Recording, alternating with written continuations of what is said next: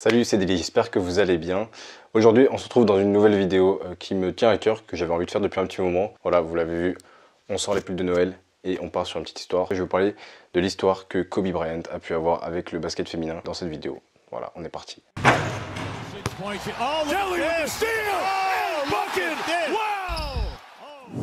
Pour commencer, vous le connaissez sûrement, mais s'il y en a qui ne connaissent pas, je vais vous présenter Kobe Bryant. On le sait, 2020, c'est pas la meilleure des années, mais vous avez forcément entendu son nom en début d'année, fin du mois de janvier, début février. Et donc Kobe Bryant, c'est la star des Los Angeles Lakers. C'est un des meilleurs joueurs de l'histoire de la NBA qui a évolué, surtout dans les années 2000-2010. 5 fois champion NBA, 2 fois champion olympique et un jeu qui a marqué tout le basket et des millions de fans partout dans le monde. Je vais pas rentrer trop dans les détails sur Kobe parce que il y a déjà plein de vidéos qui le font très bien, qui ont fait des portraits sur lui et qui le présentent suffisamment bien. Et au-delà de la partie basket, Kobe Bryant, il a surtout développé ce qu'on appelle la Mamba Mentality. C'est lui qui l'a créé, c'est un peu un alter ego qu'il a développé au cours de sa carrière. Et donc la Mamba Mentality, ça consiste en quoi? C'est un mindset, c'est un état d'esprit qui va consister à vouloir se dépasser, à être meilleur que la personne qu'on était hier, à tout le temps poser des questions, être curieux, se faire un petit peu violence pour travailler. Et c'est un état d'esprit dans lequel tout est possible. Si vous voulez quelque chose, vous pouvez y arriver tant que vous y mettez les moyens. C'est ça la Mamba Mentality et ça s'applique dans tous les domaines. Son éthique de travail, son hygiène de vie, c'était irréprochable. Il faisait attention à tous les détails. Et d'ailleurs, si vous voulez en apprendre plus sur cette mentalité justement, je vous conseille son livre. J'ai eu l'occasion de le lire, sa biographie, où il raconte sa vie, où il raconte comment il a développé cette mentalité. Au début de sa carrière, il a eu des épisodes pas faciles. Plutôt hors basket, il a connu des déceptions dans le sportif et c'est là qu'il a eu comme un déclic où il s'est dit bon, si je veux arriver à être le meilleur joueur de basket possible, je vais m'en donner les moyens et ce sera en passant par un travail acharné. Et c'est ce qu'il a fait. Là où j'avais envie de faire cette vidéo, c'est que pour moi Kobe Bryant, c'est quelqu'un qui m'a beaucoup inspiré. Déjà dans le basket, oui forcément parce que c'était un très grand joueur. J'ai eu la chance de pouvoir grandir avec lui, quand je me levais tous les matins pour regarder les top 10, les résumés de match, Kobe était là et c'était des performances monstrueuses à chaque fois. Donc déjà pour ça c'est un exemple, mais moi surtout là où il m'a inspiré c'est justement dans cette éthique de travail, dans cette volonté de se surpasser et de faire attention à tout. En fait c'est ça qui m'a vraiment inspiré et qui m'a touché, puisque comme vous savez, en début d'année, Kobe et sa fille Gianna, âgée de 13 ans, sont malheureusement décédés dans un crash d'hélicoptère. Et c'est vrai que c'était une vraie tragédie pour le coup. Vraiment, au-delà de ce qu'il a apporté dans le basket, c'est tout ce qu'il a apporté en dehors du basket. Et c'est là qu'on voit le statut de légende, c'est que quand il est mort, tout le monde en a parlé, que ce soit les médias sportifs ou pas du tout. Des gens qui ne le connaissaient pas forcément, mais qui se sont dit ok, il a fait ça, c'est un modèle.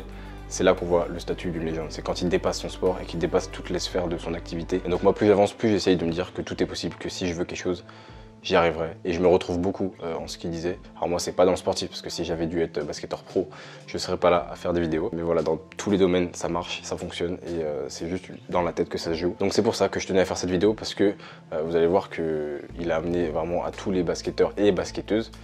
Et en plus, il avait un investissement personnel pour le basket féminin. Et c'est ce que je vais vous expliquer maintenant. Comme je viens de vous le dire, Kobe était très engagé dans le basket féminin. On sait qu'il pouvait avoir un impact de par sa voix, sa portée, qui pouvait dépasser un peu aussi toutes les sphères. Mais aussi justement par cette Mamba Mentality qui a inspiré beaucoup de jeunes joueurs et joueuses qui ont grandi avec ça et qui ont tenté d'appliquer ça dans leur méthode de travail au quotidien. Et il avait dit une phrase que j'avais mentionnée dans ma première vidéo, il me semble. Si vous n'aimez pas le basket féminin, vous n'êtes pas un vrai fan de basket. Et il a complètement raison parce que ça fait partie du jeu, ça fait partie du basket dans sa globalité. Et lui-même avait dit que certaines joueuses actuelles de WNBA ont assez de talent pour pouvoir jouer en NBA avec les garçons. Alors je sais pas si c'est la meilleure idée, mais en tout cas voilà, ça montre qu'il était vraiment très impliqué et qu'il croyait au basket féminin de manière très convaincue. Pour vous donner un exemple de sa portée qui était vraiment internationale, l'intérieur de l'équipe de France et de l'Asvel, Elena Siak, elle porte le numéro 8.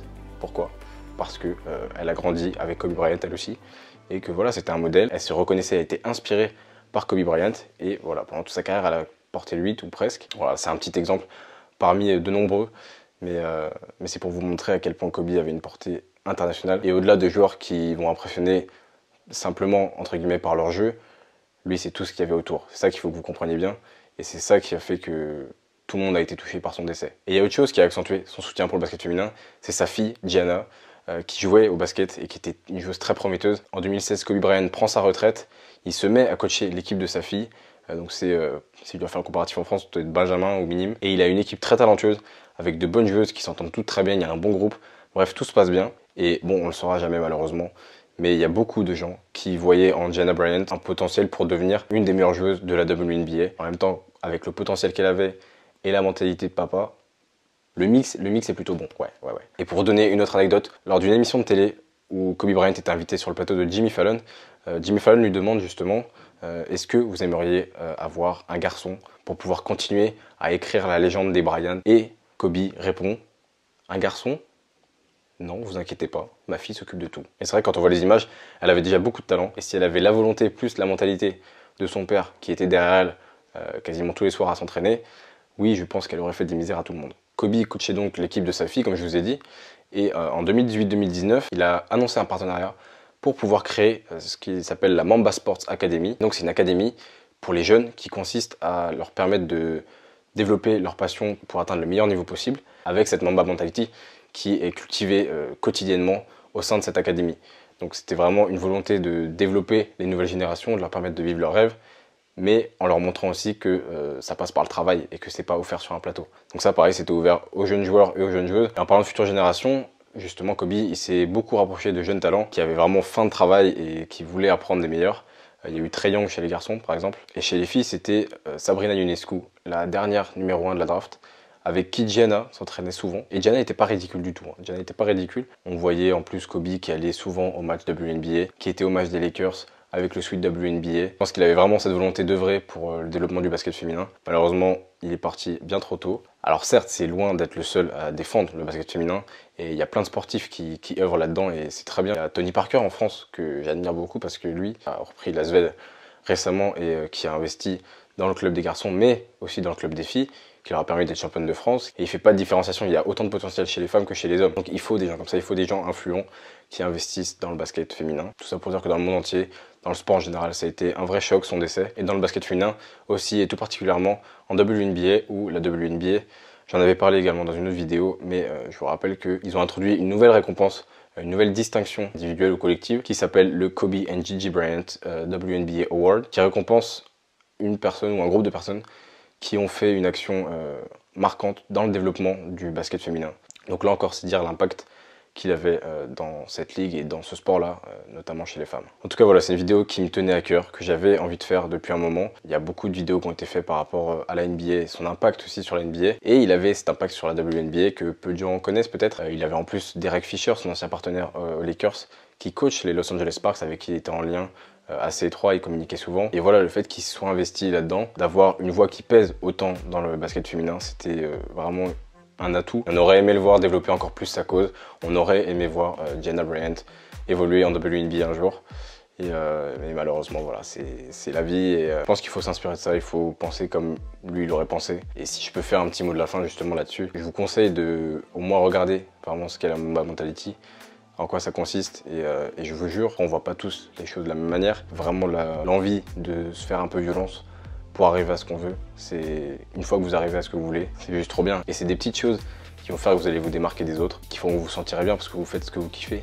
Et c'est ça qui est important. Et quand son maillot a été retiré aux Lakers, il a fait un joli discours où à la fin, il dit « Vos rêves, ce sont pas tellement des rêves, ce sont des objectifs. Et le vrai rêve, c'est quand on se lève plus tôt pour aller travailler, c'est quand on se couche plus tard pour finir un travail. C'est quand on se violence, quand on pose des questions.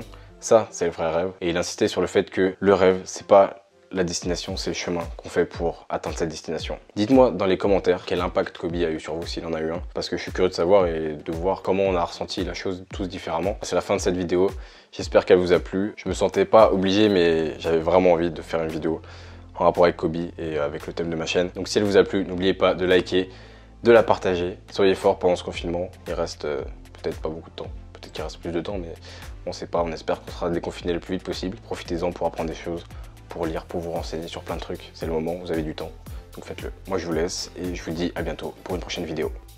Mamba out.